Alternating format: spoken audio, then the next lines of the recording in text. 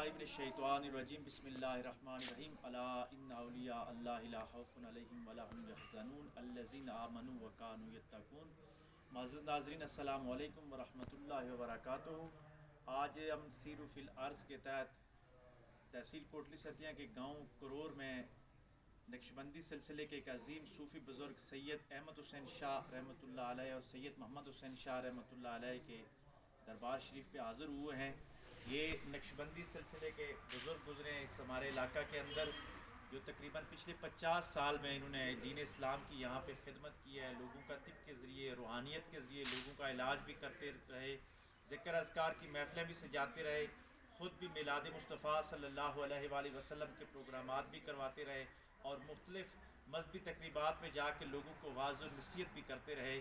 ان کا سلسلہ جو ہے سلسلہ نسبت رسولی موڑا شریف تحصیل مری کی جو عظیم خانقاہ ہے، سید قاسم بابا قاسم رحمۃ اللہ علیہ اور بابا نذیر سرکار رحمۃ اللہ علیہ، ان سے جا کے ملتا ہے۔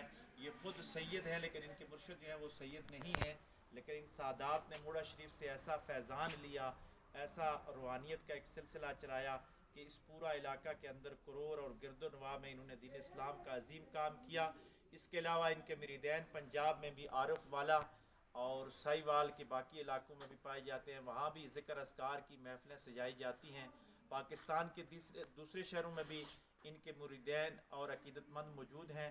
اس کے علاوہ اس خانقاہ کے جو موجودہ سجادہ نشین ہیں سید ذوالفقار حسین شاہ صاحب، وہ سویڈن میں فزکس میں ماشاءاللہ انہوں نے پی ایچ ڈی کی ہے اور سویڈن کی ہی کسی یونیورسٹی میں پڑھا رہے ہیں۔